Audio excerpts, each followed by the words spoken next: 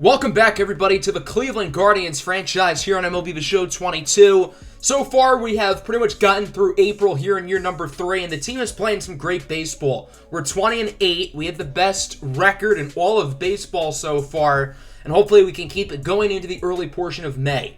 Today, we're going to get our first look at the minor leagues, so we're going to play a game with the AA and AAA teams, along with the big leagues as well. The AA Akron Rubber Ducks are having a pretty good year, 12-9. They've got a number of notable players on the roster, including Alvaro Pena, our first-round pick last year. The AAA team, not so much. We're 6-18. We have the worst record among all of AAA, and despite that, I don't think the team is doing all that badly. Before today's games, I made a couple of small roster moves trying to get some struggling guys from AAA down to AA and vice versa. I really want to make sure the farm system is working well because we have one of the best farm systems in baseball and a number of top prospects, including 2 guys in the top 4 with Ramon Romero in second and Alvaro Pena in fourth. The 2 guys with them in the top 4 are both currently in the major leagues. So once neither of them are eligible to be prospects, I think Romero and Pena will be the top 2 prospects in baseball. We have 3 other top 50 guys here with Zane Rowley, Daniel Espino, and Robert Hassel III also in the top 50 as well. No shortage of talent here on the minor league rosters, and I'm excited to finally get to play with them here in year number 3. We're going to start here in Akron with the Rubber Ducks. A few notable players here include Tommy Madlock, our second-round pick out of Pitt. His durability is very low, but other than that, he's a super talented player. Of course, we've got our first-round pick, Alvaro Pena, the 18-year-old third baseman from the Dominican Republic, who is on fire to start the season. 341 average with 4 homers and an OPS nearing 1,000. Unfortunately, Robert Hassel hasn't gotten off to as good of a start. He was acquired last year in the Ahmed Rosario trade with the Padres at the deadline. And then we've got some other talented players in here. Kevin Alcantara, Kobe Mayo, Rich Baez. First baseman Luis Toribio is going to be another name to keep an eye on. We just sent him down from AAA. And then the rotation's got a few talented players here, including Edward Cabrera, who's an A potential 25-year-old starting pitcher. We're going to get to pitch with him today, see what he can do. And we've got some other young guys in here I like, including Ricky Watkins and Marcos Villalobos, both of whom were a couple of our draft picks in season number 1, along with Darian Augustus, who we signed as an international free agent last year. So yeah, this AA team is really good. Among all of the AA teams in baseball, we have the highest ranked roster amongst anybody. So no shortage of talent here on the Akron Rubber Ducks. And we're going to see what they can do here today against the Baysox, the AA affiliate of the Baltimore Orioles. We made a trade last year with the Orioles, and a couple of the players in the trade are playing here for both teams. We acquired Kobe Mayo from Baltimore's organization last offseason, but in that trade, we gave them middle infielder Carson Tucker. Mayo and Tucker are both starting today for their respective teams, facing off against their old squads. Here is Edward Cabrera making his 5th start of the year. He's 25 years old and is a little bit older than you'd hope for a top prospect, but I still have a lot of hope with him as he does have a potential and has shown some signs of growth since we acquired him last season. Kyle Stowers leads it off, hits that one over the glove of the first baseman, Luis Toribio, for a base hit. Toribio was acquired last year in the Victor Caratini trade with the Giants. The following batter would go down swinging on the strikeout. Cabrera should be able to overpower these guys. He's not a AA caliber pitcher, but we've got so many good pitchers in the organization as he then strikes out Tatito Imasa for the second out of the inning. He would get through the rest of the first with no issues, so we go to the bottom half of the inning. Chad Casey is on the bump for the Baysox, his 5th start of the year. 1-1, 3.42 ERA, 1.06 whip. Having a pretty good season here as we start with Tommy Madlock, the second-round draft pick from a year ago. Grounds that one down the line and fair. Could be extra bases. Madlock's going to hold up at first. He didn't want to be too aggressive there. He does have 88 speed, so maybe he could have made it, but nonetheless, he will stay there at first base. That'll bring up Alvaro Pena, the number 4 prospect in all of baseball. Crushes this one into center field. That one will go for extra bases, deflecting off the wall. It'll be a double here for Alvaro Pena. Madlock scores all the way from first, and the Akron Rubber Ducks are on the board. It's 1-0, courteous of an RBI double from the 18-year-old third baseman Alvaro Pena, continuing his rocket start to the season. That'll bring up the cleanup hitter, Kevin Alcantara, to the plate. 1-2 pitch. That's a wild pitch, so Pena should advance to third safely, and he does. Alvaro Pena is now 90 feet away from scoring position, which opens up a sacrifice opportunity here for Kevin Alcantara if he hits this one well enough. Acquired from the Cubs organization back in year number 1 of the series as he flies this one into right. It is caught, but that's more than enough room for Pena to score. So a wild pitch directly leads to Alvaro Pena scoring. Good at bat there for Kevin Alcantara to bump the lead up to make it 2-0. Now we go to the top of the second. Here's Ed Howard singling that one into right field, another former member of the Cubs organization. He was one of their first-round draft picks a couple years ago, now with the Baltimore Orioles organization. So if nobody out, that'll bring up Carson Tucker, who played here in Akron last season. Grounds it to first. Toribio over to Matlock. Back to Toribio. It's a 3-6-3 double play for the Akron infield. Good work there by the Rubber Ducks, as that'll bring up Christopher Morel, the third baseman, also a former member of the Cubs organization. He hits this one high and well into left. If it's fair, it's gone, and it is fair. Solo home run for Morel, and the Baysox cut the lead in half, his second home run of the season. That could have been a 2-run shot had it not been for the double play. Kobe Mayo up here in the bottom half of the inning against his old team. Hits that one fair. Rounds first, heads to second. Gutsy decision by Mayo, but he holds up safe. That's a double to start the inning for Kobe Mayo. And so far, the Akron Rubber Duck offense looks really good today. They've already scored 2 in the first. We're looking to get more here in the second. Mayo now at third. That'll bring up Aaron Bracco, who strikes out. That's a huge pitch there for Casey. And now the Rubber Ducks are going to need a base hit from Brett Cumberland to drive in the runner. Cumberland grounds into second. Going to be a close play, but he is safe at first. An infield single for the catcher Brett Cumberland, who was just sent down from AAA, and it is now a 3-1 ball game. We go to the bottom of the third. Alvaro Pena draws a walk. So Pena reaches base for a second time today, and he's on with nobody out. One away now for Kevin Alcantara. He's going to ground this one into left field. That'll go for a base hit. So the Baysox now have 2 runners aboard with Pena at second and Alcantara at first. We'll see if they can get some more damage here. That'll bring up Luis Toribio. He hits this one into the gap out in left center. That one's going to drop for a hit. The runner at third is unsure whether he wants to go home. He eventually decides to do so and is safe. That was Robert Hassel who reached via a fielder's choice. It's an RBI double for Toribio. Alcantara is safe at third. That could have been a really bad blunder with the base running, but luckily it worked out. That'll bring up Kobe Mayo now. Grounds this one to second. Fielded cleanly, but Kevin Alcantara will score. So it is now 5-1 as the Bowie pitching staff continues to struggle here. Top of the fourth. Owen Cassie up to the plate. He draws a walk. Edward Cabrera has gotten off to a pretty good start today, minus the home run. We'll see if he can keep it going here, facing off against Ed Howard, who crushes this one into left field. That one goes off the wall. Baez quickly fields it, so it'll only be a single for Ed Howard, despite being feet away from going over the fence. Runners on the corners now for Carson Tucker, who hits that one over the glove of his former teammate, Aaron Bracco. That one should be extra bases. The throw from Alcantara to the cutoff man, but not before scoring a run. Will they get 2? They do. It's actually going to be a 2-run triple. Very heads-up base running from the Bowie Baysox. So Carson Tucker getting some revenge against his old squad. The following batter would be intentionally walked. That way Bowie now has runners on the corners, and the Rubber Ducks can set a force out at second base. We'll see if that works here against George Koo, and he draws a walk as well. So now the bases are loaded. Edward Cabrera really struggling. Kyle Stowers is now up to the plate. He flies this one into center field. Alcantara quickly under it to make the play, but that should score Carson Tucker as he is safe at home. Good throw from Kevin Alcantara, but just a little bit offline, and Bowie has it within 1 as it's now 5-4. That'll bring up Reed Trimble, who singles this one into center field. The Baysox have a chance to tie the game. Throw to plate from Alcantara is not in time, and the really rough inning here for Edward Cabrera continues. That'll bring up Tadahito Imasa to the plate. Full count. He draws a walk. The bases are now loaded. The Rubber Ducks really want Cabrera to get out of this inning, but man, it is rough. Full count now for Chris Drew. He goes down looking on the fastball. That could have been called a ball 4. The bases are left loaded, but Bowie scores 4 to tie it at 5. Edward Cabrera appears to be fired up, but he did not pitch well that inning. His day ends after 4. We go to the bottom of the 4th. It's Aaron Bracco with a moonshot into right field for a solo home run.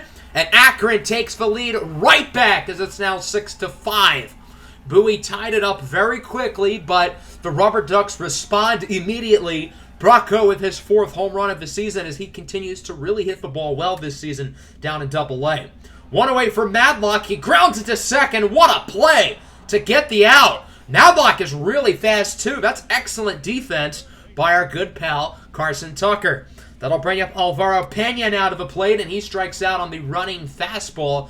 Good inning there from Casey. I've got to assume they may look to take him out of the game, although he did just have a very good inning. Here's Logan Allen into the game for the Rubber Ducks. 5 games this season, 7 2/3 innings. Has not allowed a run yet, and his inning would go quite smoothly, it appears, as with 2 away, Tucker grounds it to third. Good play by Alvaro Pena to get the out. Pena is very versatile. He can play the entire infield along with right field as well. Scott Day enters in relief here for the Bowie Baysox in the bottom of the 5th. 3.94 ERA as he faces off against Robert Hassel to start the inning off. And unfortunately for Bowie, Carson Tucker is not able to make the play that time. So that'll be a single for Robert Hassel, who's hoping to hit the ball a little bit better after the slow start to the year. He is on base here. Nobody out for Kevin Alcantara. He's going to go down looking here on the 4-seam fastball. That pitch looked high, but Alcantara is 6'6", so he does have a bigger strike zone. 2 away now for Kobe Mayo, 1-2 pitch, and he goes down on the check swing. Thought about it, didn't take, and that proves to be a mistake. We go to the 6th inning now. Logan Allen still cruising as here is Koo. Flies it into center, and Alcantara cannot make the play. So that'll be a base hit for George Koo. He is aboard, and we'll see if the Baysox can look to tie the game. Allen has not allowed a run yet this year, but that could change. Stowers grounds it to first. Toribio to Madlock, back to Toribio. It's a 3-6-3 double play. Great job by the Akron infield, and we go to the bottom half of the inning. Rich Baez, the 3rd-round draft pick from Brazil, strikes out looking. Nice pitch from Scott Day. Both bullpens looking quite good so far as Brett Cumberland draws a walk. He's having a nice Double-A debut after struggling to start the season in Triple-A Columbus. Runner on first, 2 away here for the shortstop, Tommy Madlock. 2-2 pitch. He goes down on the fastball, swinging a little bit too late there. Looks like he swung out of his shoes. He took such a big cut. Into the 7th inning, still 6-5. Here's Tadahito Imasa. Hits this one nicely into center field for a base hit. Alcantara completely misplays it, and that'll lead to a double as his throw is not in time. Bad play from Kevin Alcantara. He wasn't able to get to the ball quick enough, and now Bowie has a runner in scoring position. Imasa heads for third, and he is safe. Risky decision to steal third, but it pays off, and now Bowie is a runner 90 feet away from home for Chris Drew, who grounds it to short. Tommy Madlock makes the play, but Imasa scores, and the game is tied at 6, mainly because of some bad defense and then the stolen base. Not really Logan Allen's fault, if we're being honest. Owen Cassie then strikes out on a 2-seam fastball, frustrated with himself, but still a good inning there for the Baysox as they score 1 and tie the game. Alvaro Pena looking to get them out of the tie as he's going to fly this one into foul territory, and the first baseman makes the play. Looks like that ball nearly hit the camera. That could have been bad, but George Koo is able to make the play. 2 away now for Kevin Alcantara. He draws a walk, making up for his defensive blunder in the last inning. That'll bring up Luis Toribio now. Flies this one into left. Should be caught pretty easily. Through 7, we've got ourselves a barn burner. Bowie 6, Akron 6. Let's go to the 8th inning now, see if the Rubber Ducks can look to win this game as Thomas Ponticelli is into the game. 2.61 ERA and 9 appearances. He's been pretty good out of a bullpen here for the Rubber Ducks, looking to keep it going as he faces off against Tucker, who swings and misses at the 2-seam fastball. Ponticelli making quick work of the Baysox lineup as he would get through the rest of the inning with no problem. Nolan Hoffman is now in for Bowie in the bottom of the 8th. 5.4 ERA and 10 innings pitched this season as he starts with his former teammate Kobe Mayo. He takes a look at the outside fastball for ball 4. So Mayo is aboard to start the inning. Big opportunity here for Rich Baez, who's a great contact hitter. But despite that, he's 0 for 3 today, looking for an opportunity to change that. Rips it into right field for a base hit. Quick start to the inning for Akron as they get the first 2 runners aboard, and a great opportunity to take the lead going in the 9th inning as Baez is fired up. That'll bring up Aaron Brocco, who homered earlier in the game. He's going to sky this one up into left field. High and deep. Back at the track, at the wall. It's caught.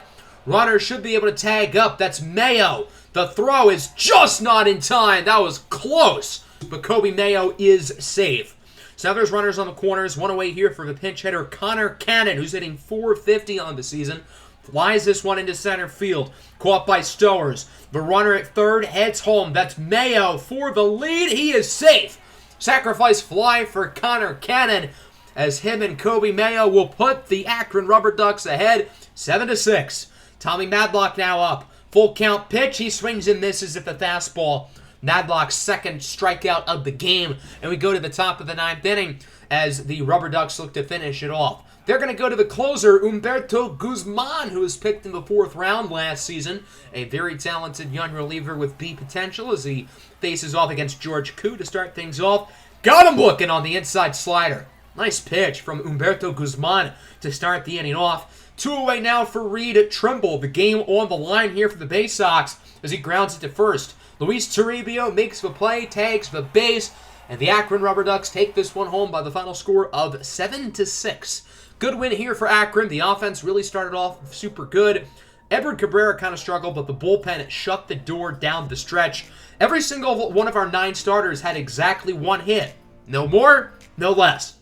Brocco, of course, had the home run. We also had RBIs from Cumberland, Alcantara, Brocco, Pena, Mayo, and the walk-off sacrifice fly in the bottom of the 8th by Cannon. Edward Cabrera kind of struggled. His ERA jumps up to 5.18. I'm a little bit concerned about his development because he hasn't gotten that much better over the past year since we've gotten him. That's not correct grammar, is it? Now let's talk about the AAA team, who hasn't been good this year at all, but our 2 best prospects, Zane Rowley and Ramon Ramiro, our first 2 draft picks in year number 1, have both been pretty good this year. As I look at the starting pitching, everybody has an ERA below 4. I especially want to take notice here of Taj Bradley. We're going to be pitching with him today. All 5 of our starting pitchers here are young, and they have B potential. All of these guys could be big assets for the Major League team in the near future. The bullpen has been one of the reasons why we're struggling. Outside of Cody Morris, everybody here for the most part is struggling. And then the lineup has been super inconsistent. We've got guys like Mason Wynn and Will Benson who are doing well. And if Benson keeps this up, don't be surprised if he gets called up to the big league team soon. Obviously, Rowley and Ramiro are hitting the ball well too. But you got guys like John Kenzie Noel, who's really struggling, and then the guys who we sent down earlier, like Luis Toribio, Brent Cumberland, they were not doing very well. So hopefully some new blood here with Dustin Harris and Rodolfo Duran being called up to AAA can help the team out and get them energized, get them focused here, because it has been a rough season for the Columbus Clippers, who are 6-18. We're going to face off against the Louisville Bats, the AAA affiliate of the Cincinnati Reds. They're first place in the division. Nice pitch from this knucklehead. I don't know why they picked him to get the first pitch. Looks like his arm is about to fall off as we look at both lineups. Regular starters here for the Clippers. On the mound for Louisville today is Mauricio Llovera, who in 6 innings so far this year has not done well, with an ERA at 13.5 and a whip at 2.5. Hopefully facing off against a struggling pitcher can help the offense get back to business. Somebody who has been doing well at the plate, however, is shortstop Mason Wynn, acquired in the Aaron Savale deal in the offseason with the Cardinals, as he hits this one nicely into right field for extra bases. Wynn is aboard with a sliding double, and with nobody out, the Clippers already have a runner on base. Big opportunity for them, as the following 2 batters would be out. That'll bring up Will Benson, full count pitch, swinging a miss. And the Clippers are not going to get anything going here in the first inning. The one problem with Benson's game is that he swings and misses way too much. Very poor plate vision. Into the bottom of the first we go. Here is Taj Bradley on the bump for the Clippers. He was acquired from Baltimore in the offseason in the same trade that involved Kobe Mayo and Carson Tucker from the AA game.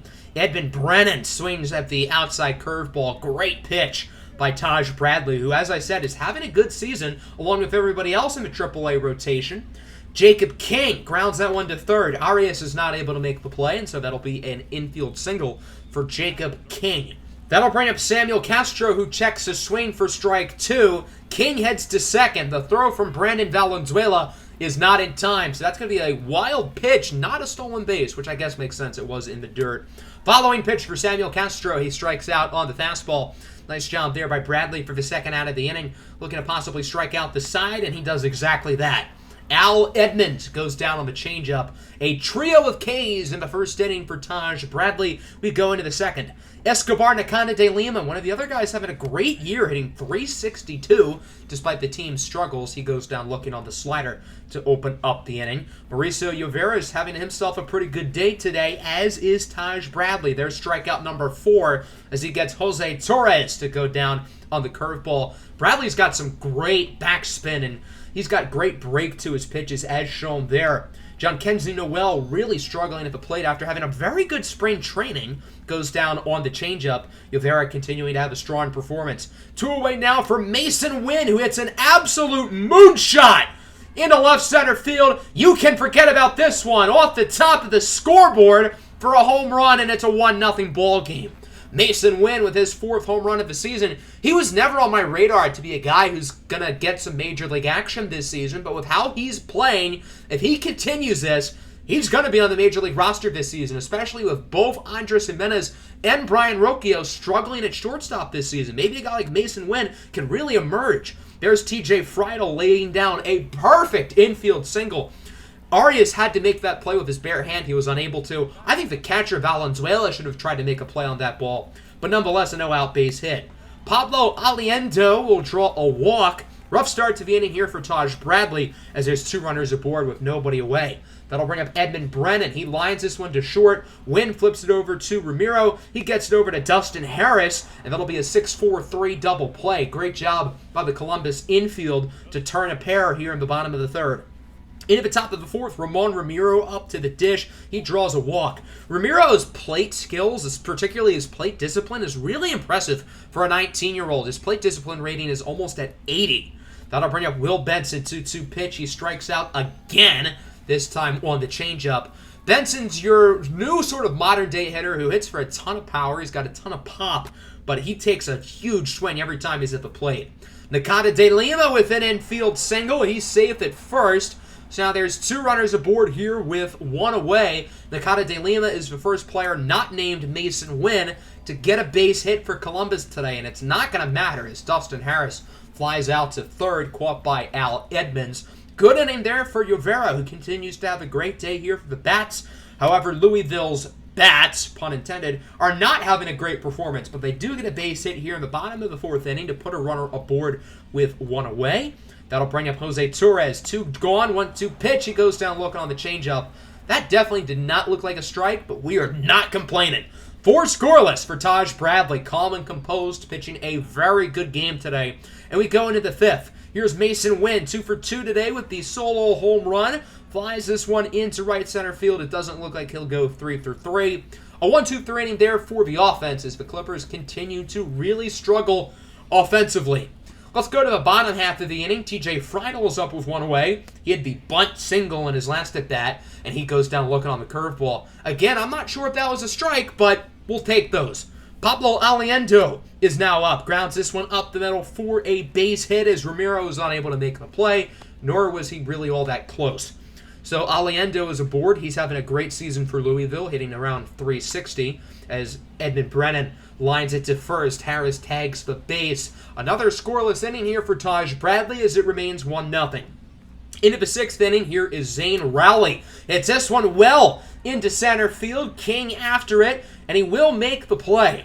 Zane Rowley is not known for his extra base power. Great contact hitter, but he doesn't hit for a ton of power, so seeing that swing, even though he was out, is still pretty refreshing to see. That'll bring up Ramon Ramiro, who ropes this one down the line and fair for extra bases. It looks like that'll be a double for Ramiro. He played very well in spring training. He's having a good year in AAA. Again, with Andres Jimenez and Brian Rocchio struggling, he could be called up to the big league sooner rather than later, but he's not a great defensive player, so we might not want him at shortstop.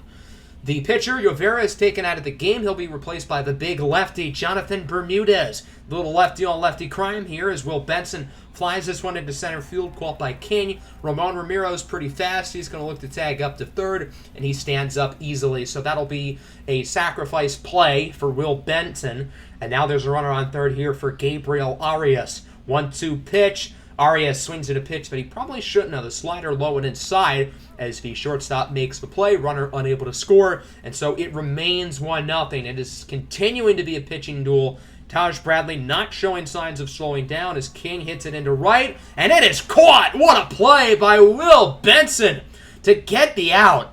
Great defense there by Benson. Let's look at the replay here as he charges in, scoops the ice cream for the first out of the inning. Benson's a pretty good defensive player. He's got a rocket of an arm, which we didn't get to see on that play, but who cares? 2 away now for Al Edmonds. He's 1 for 2 today. Flies it into center. Rowley quickly after it. He makes the play.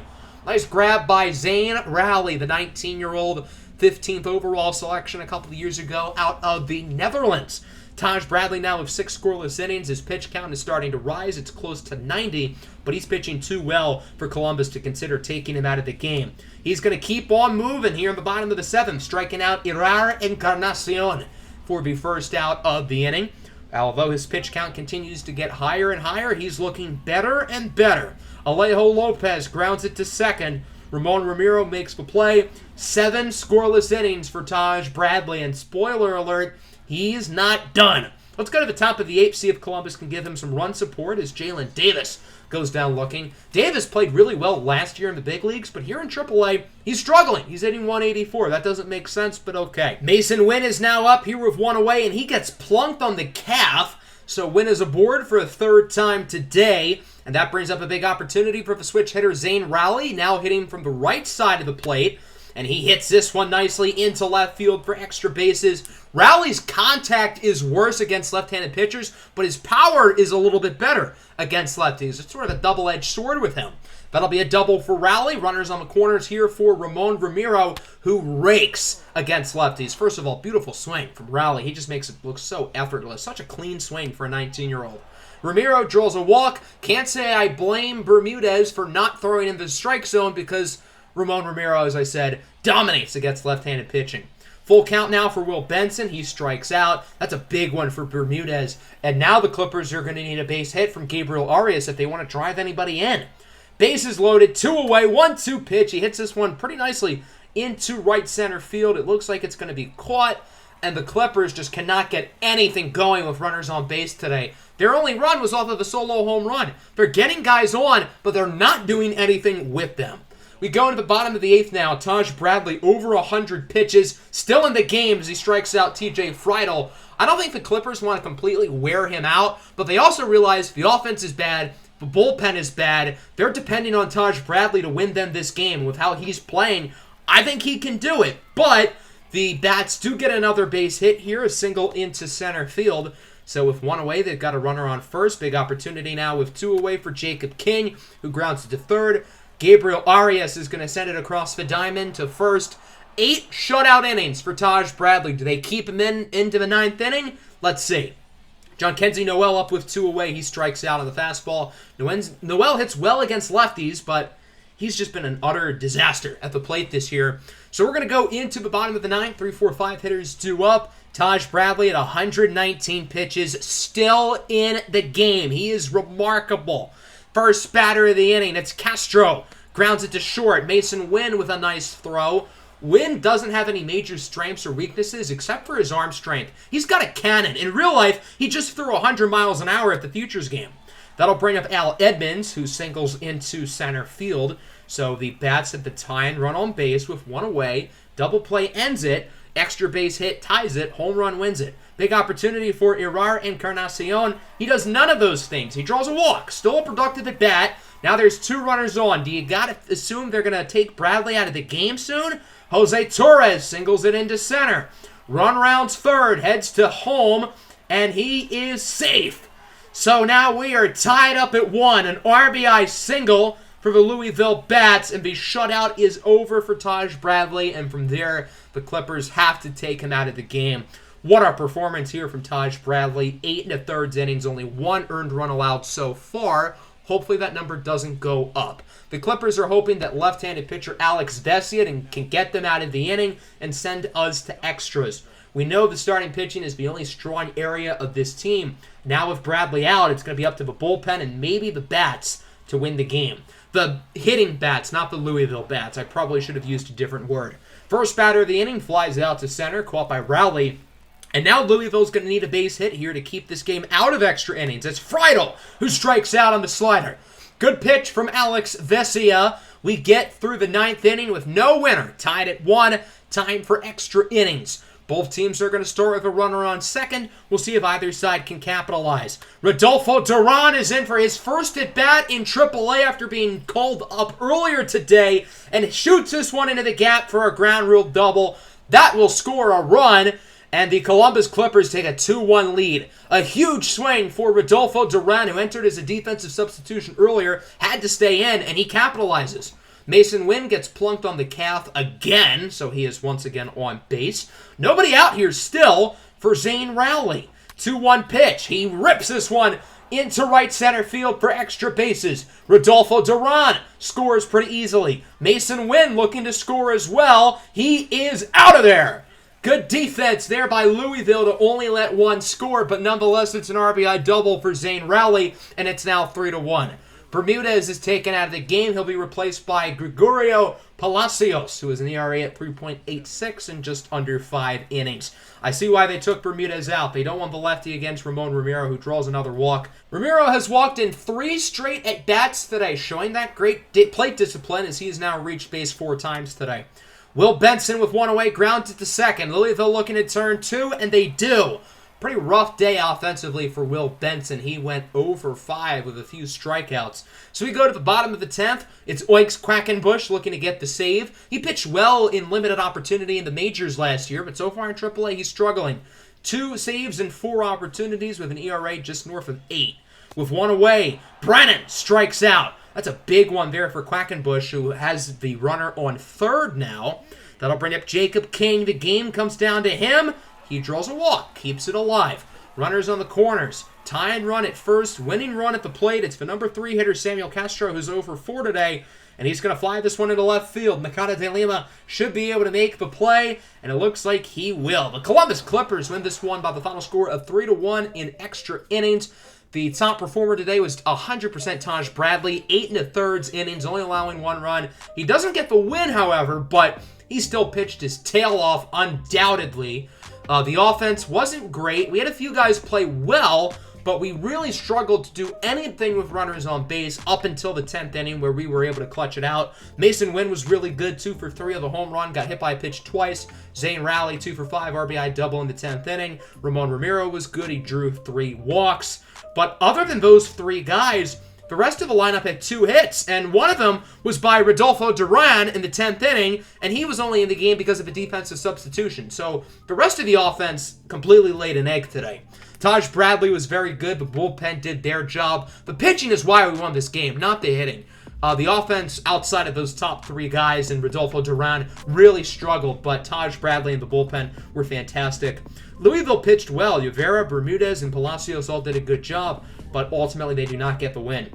Let's now go over to the big league club. As I said earlier, the Cleveland Guardians have the best record in all of baseball at 20-8. We are slowing down after we were red hot for the first couple weeks of the year, so I don't think we're going to keep the best record in baseball for long. I think we're starting to come back down to earth. But right now, the offense is doing really well. Those top 6 or 7 guys are all hitting for really good average, for the most part, really good power. The pitching rotation's been a mixed bag. We have guys like Shane Bieber and Adbert Alzolay doing fantastic, but other guys like Blake Snell and Cal Quantrill not doing well. Outside of Aaron Loop, so far the bullpen has been really good this season. I simulated the first week of May, and we've got some big news in terms of trades. Garrett Crochet on the move from the White Sox to the Rays in exchange for Shane McClanahan and Greg Jones. Obviously, the White Sox are at the top of the division with us, so this is a big deal, and I like this move for Chicago, so that's not good news for us. Speaking of bad news, look at this. Blake Snell has torn his labrum, and he is done for the year. So our big signing last offseason is now sidelined for the remainder of the 2024 season. I was really excited about Blake Snell. We signed him as our new lefty in the rotation. And no, he hasn't been playing very well this year, but I am confident that he would have been able to pick it up had he just continued to get more acclimated with the team. But unfortunately, he's not going to be able to. He signed a 2-year deal with a player and team option for Season 2, so if he declines it or we decline it, then he might be gone. So Blake Snell's Guardians career might have ended before it even started. We have to call up somebody new now, and there are a lot of good options in AAA because everybody in the rotation is having a good season. But ultimately, I decided to go with Daniel Espino. I think he's ready for this opportunity. 23 years old, former first-round pick, hailing from Panama. He's done very well the past few seasons, progressing in our farm system, and I think he's ready for this opportunity. We have other guys in AAA like Gavin Williams and Carlos Vargas who have pitched well in the big leagues before. We just saw how good Taj Bradley was today. But I think Espino's ready. He's earned this opportunity. He's our best pitching prospect in the organization. He's the number 24 ranked prospect in all of baseball. So he's going to slide into the rotation, hopefully for the rest of the year, assuming he pitches well. And if not, we do have other options in AAA. Ricky Watkins will replace Daniel Espino in AAA. I'm excited about Watkins getting an opportunity against now more talented batters. So even though Blake Snell gets hurt, I think it's a little blessing in disguise for both Espino and Watkins.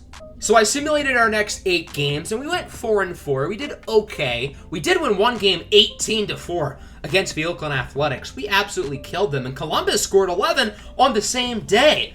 Looking at the box score, the offense was unbelievable. Other than Jose Ramirez and Josh Bell, who are 2 of our best hitters, everybody else had at least 3 hits. Homers for Marte, Valeras, 2 for Jesus Sanchez, and then Luis Campusano and Manuel Margot also went deep. Adbert Alzolay had another good start. His ERA is just above 2. He's been unbelievably good this year. So we're going to hop into this game here against the Giants. I picked it because, one, it's Daniel Espino's Major League debut. That's the main reason why. But I also wanted to play against the Giants because last year we played them, and I had a lot of fun at their ballpark. So I wanted to do it again. So that's why I scheduled Espino to pitch here against the San Francisco Giants on the road. The 23-year-old right-handed pitcher making his big league debut today. Definitely a piece in our organization who I think is going to stick around for a long time, and a player who I think within a few years will be a high-level number 1 or number 2 starter in our rotations. He's had a great year in AAA this year, 2.65 ERA, 1.44 whip, a strikeout to walk ratio of 32-12. Here's a look at both lineups. Regular starters here for the Guardians. On the mound today for the Giants will be the veteran righty Luke Weaver, who's been pretty mid this year, as the kids say. 2-4, 4.88 ERA, 1.79 whip. He's been pretty bleh this year. He hasn't been horrible, but he hasn't been good by any stretch. George Valera leading off today as he singles into right field. Valera's hitting .325. He's doing a great job of getting on base. The power hasn't been as good as last year, but he's still hitting for great contact, which is why I want to try him off at the leadoff spot. 2 away here for the cleanup hitter, Jose Ramirez, who is hitting for good power, but he's not hitting for good contact, only with a batting average of .226 as he flies out to left, caught cleanly by Lamont Wade to end the inning. Scoreless frame there for Weaver as we go to the bottom half of the first, where Daniel Espino, the 23-year-old, makes his big league debut here for the Cleveland Guardians. 6'2", 205 pounds, hailing from Panama City, Panama. He was the 24th pick in the 2019 MLB draft. Previously, before coming to the organization, he played for Georgia Premier Academy in Statesboro, Georgia. His first batter of the game, Matt Wild, flies out to shallow left center, caught by Brian Rocchio. First out of the inning and the first out in the big league career of Daniel Espino as he looks for a perfect inning. Unfortunately, not the case. He walks Wilmer Flores, so that's the first batter he's ever walked. That'll bring up Matt Chapman, who signed for big money with the Giants here in the offseason. Flies out to shallow right, caught by Ketel Marte. Pretty good first inning for Daniel Espino. He allowed a walk, but other than that, pitched quite well. Into the top of the second here, Franmil Reyes is up. He's been hot to start the month of May, now hitting .290 as he strikes out on the fastball. Good pitch by Weaver to open up the inning. That'll bring up Josh Bell, who started the year on fire. He's still playing well, but has really gone back down to earth over the past 3 or 4 weeks. He singles into center field, so that'll give the Guardians a base runner here with 1 away and an opportunity to get on the board first. That'll bring up the catcher, Luis Campusano. Full count pitch. He goes down in the cutter. That would have been ball 4 too, but Campusano liked that pitch. But unfortunately, it wasn't a very good pitch. Into the bottom of the second, Francisco Ramirez goes down on the slider. There's the first big league strikeout for Daniel Espino. Hopefully that ball is saved away. Going to be a great memory for him for a long time. Mike Yastrzemski is now up. The grandson of former Triple Crown winner Carl Yastrzemski. He goes down on the slider. Another good inning for Daniel Espino. So far, so good for the 23-year-old righty. Hopefully he can keep it going as the day goes along. Top of the third, George Valera draws a walk, so he is on base for a second time today. The rest of the offense hasn't done a whole lot, but at least George Valera is doing good. That'll bring up Ketel Marte, full count pitch, lines it to second. Nice play by Matt Wild to grab the out. Still scoreless. Both pitchers are doing really well. I know all the attention's on Espino as he strikes out former Guardian Yu Chang. As I was trying to say, Espino's doing really well, but so is Luke Weaver, having a great day on the bump for the Giants. The catcher, Kevin Plawecki, goes down looking. And right now, Espino's on a groove. These are some nasty pitches that the hitters really have a hard time seeing. Matt Wild, however, does get a crack on this one, as that's going to be a base hit into left field. The no-hitter is dead after just under 3 total innings there for Daniel Espino. That'll bring up the center fielder, Benny Montgomery, who goes down on the slider. Montgomery was the #1 prospect in baseball last year at the Rockies. Then they traded him to the Giants. Leave it to the Rockies to trade the #1 prospect in baseball in division. Top of the fourth, Jose Ramirez leads us off. He hits this one high and well into right center field, and that baby's gone. Solo home run for Jose Ramirez, his 12th of the season, and J-Ram will put the Guardians ahead as it's 1-0. As much as Ramirez has struggled to be consistent contact-wise, the power's been there. I mean, his home run power this year has been really good amongst the league leaders in home runs in the American League. Josh Bell draws a walk. He successfully reaches base once again for a second time today. That'll bring up Luis Campusano, who grounds it to short. Big opportunity for San Francisco to turn 2, and they do. 6-4-3 double play. Good inning for Cleveland as they're now on the board with the home run by Ramirez. And we go to the bottom of the fourth. Full count for Flores. He goes down on the curveball. What a nasty pitch by Daniel Espino. He is dominating this Giants lineup right now. What a big league debut for Daniel Espino, but he's not done. He gets the two-seamer to go by Matt Chapman for yet another strikeout. Into the fifth inning, Rex Brothers is in for the Giants. I'm very surprised by this. Luke Weaver was at 80 pitches, but he was pitching well. I think they're taking him out way too early. This is a mistake. George Valera draws a walk, his second of the game. He has been successfully on base on all 3 of his first at-bats of the day. And that'll bring up Jesus Sanchez, who's been red hot as of late, but struggling today as he goes down on the slider. Good inning for Brothers. Maybe the Giants don't regret replacing Weaver with him. As we go to the bottom of the fifth, Lamont Wade goes down on the inside fastball. That one at 97 miles an hour. That pitch was well inside, but it doesn't matter because these hitters don't see what's coming. Espino's killing them. Mike Yastrzemski draws a walk, so with one away, that'll bring up Yu Chang. Grounds it to second. Marte over to Rocchio. Barehanded catch over to Bell. 4-6-3 double play. Through 5 innings, Daniel Espino has been unbelievable. Into the 6th, here's Franmil Reyes. If it's fair, it's gone, and it is fair. Solo home run for the Franimal. His 12th of the year, and the Cleveland Guardians are now ahead 2-0. Franmil Reyes continues to be one of the best hitters in the American League so far in the month of May with an Oppo Popo. Bottom 6 now. Espino's in the middle of our screen as he makes a ridiculous catch. I know Espino's doing good, but we don't need to see him this up close. We know he's having a good game. That'll bring up Benny Montgomery now. Grounds it to second. Marte unable to make the play.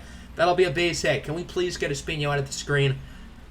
I mean, really, MLB The Show, this is an issue early in the year, and they haven't patched it. Like, come on. Wilmer Flores strikes out on a nasty pitch. Would have been cooler to see if, he wasn't in the way. Into the 7th now. Zach Little. I wish I could have seen his name earlier, but again, Espino's blocking it. He's finally out of the way. Thank God. Manuel Margot strikes out on the splitter in the dirt.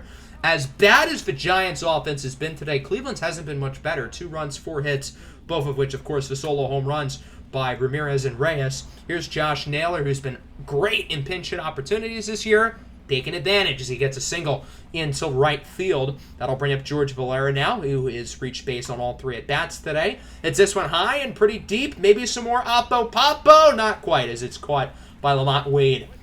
Into the bottom of the 7th, right now, Daniel Espino's pitching a 2-hitter in his big league debut. He's at over 100 pitches. I've got to assume this is going to be his last inning as he starts off by striking out Matt Chapman to quickly get things going. That'll bring up Francisco Ramirez, the first baseman, who hits it well into right. Jesus Sanchez completely misplays it. And that's going to be extra bases for Ramirez. Is he going to hold up at second? He is. That should have only been a single, though. Bad defense by Jesus Sanchez. And now Francisco Ramirez is in scoring position for Mike Yastrzemski. He's going to single into left field. The throw to the plate from Valera is not in time. It's an RBI single for Yastrzemski. Campusano trying to dive into the umpire's knees. And it's now 2-1 as Espino allows his first big league run to score. That'll then bring up Yu Chan. Yu hits it into left, and Andres Jimenez can't make the play. Both runners are going to advance, which Valera was not prepared for. Probably the worst double I've ever seen, but it is a double nonetheless. Now there's 2 runners in scoring position, and from there, they've got to take Espino out of the game. Manager Giovanni Cabrera is going to grab the ball from him. What a big league debut for Daniel Espino. 6 2/3 innings, 10 strikeouts, only 1 run allowed. No reason to hold your head low, young man. You pitched out of your mind. Hopefully it'll stay as only 1 earned run as Camilo Doval, the former San Francisco Giant, comes into the game here looking to finish off the inning strong. Kevin Plawecki flies this one into center field. Manuel Margot under it. He should be able to make the play, and he does. Good job by Camilo Doval to quickly get out of the inning and keep the Cleveland Guardians ahead 2-1. The lefty Brooks Raley is now into the game here in the top of the 8th. He in 12 innings this year is an ERA at 1.5, pitching pretty well. He starts with the lefty killer, Ketel Marte, who draws a walk. These left-handed pitchers know, don't throw it in the strike zone against lefty killers like Ketel Marte. That'll bring up Jose Ramirez now, who's going to ground this one past the glove of Matt Wild for a base hit. His second base knock of the evening. Good start to the inning for the Cleveland offense. They have 2 runners on base, 1 away, and a big opportunity for the meat of the order to end the game as we start with Franmil Reyes, who homered in his last at-bat. What a play by Yu Chan! Over to Wild, over to Ramirez. 6-4-3 double play. Not much the Guardians could have done there. Just textbook, unbelievable defense by the San Francisco Giants. Bottom 8, Montgomery goes down in the 98-mile-an-hour fastball. Nice pitch by Camilo Doval still in the game as he gets Wilmer Flores to pop out to shallow left center. George Valera makes the play. A good inning and a third for Camilo Doval, who I believe now has an ERA under 2. If he keeps this up, he's got a real opportunity to go to the All-Star game. Top of the 9th, the veteran Trevor Rosenthal is in for San Francisco. He faces off against Josh Bell, who goes down looking. He thought that was a ball. Umpire behind the plate says, no, I don't think so, buddy. First out of the inning there, 2 away now for Manny Margot, who's 0 for 3. He's going to draw a walk, so Margot is aboard. He started his career here out west in Cali with the San Diego Padres, where at one point in time he was actually one of their top prospects. Bobby Bradley then gets plunked, so he is aboard. Bradley's only hitting 111, but he's drawn more walks than hits. He'll be taken out of the game by John Birdie, who would have entered anyway as a defensive substitution. So Cleveland figures, hey, we might as well get our good defender in now. George Valera, the bomb into right, and it's caught! What a play by Mike Yastrzemski, who might have just saved the game for the Giants. They may have not had a chance otherwise, and now they do, only down by 1 with 4-5-6 due up. Emmanuel Clase into the save opportunity, 14 of 15 in save opportunities this year. He is not allowed a run since opening day. That's how good he's been as he strikes out Matt Chapman on the 99-mile-an-hour fastball for the first out of the inning. That'll bring up Francisco Ramirez, who goes down on the 100-mile-an-hour cutter. Clase looking to make his 3rd straight All-Star game this year as he faces off against Lamont Wade, who hits this one pretty nicely into deep center. Margot under it to make the play, and he does. Good win here for the Cleveland Guardians. They take this one home 2-1. The Double-A team won today. The Triple-A team won barely. And the Major League team won barely. Just like the Triple-A team, it was not the offense who led us to win. It was the pitching. Only 2 runs, 6 hits, both of which off of solo home runs by Ramirez and Reyes. But this day was about Daniel Espino. 6 2/3 innings, 1 earned run, 10 strikeouts. He completely gave the Giants offense fits at the plate. Luke Weaver gets the loss. He was pretty good, though. 4 innings, only 1 earned run. We're going to simulate these last 2 games of the Giants series, and we would end up splitting, winning 5-3, losing 2-7. Tristan McKenzie takes the loss in the second game. He's been kind of struggling lately. His ERA now in the 5s. So as it stands now, we're 26-13, half a game behind the White Sox in the division, although we have the same winning percentage as them.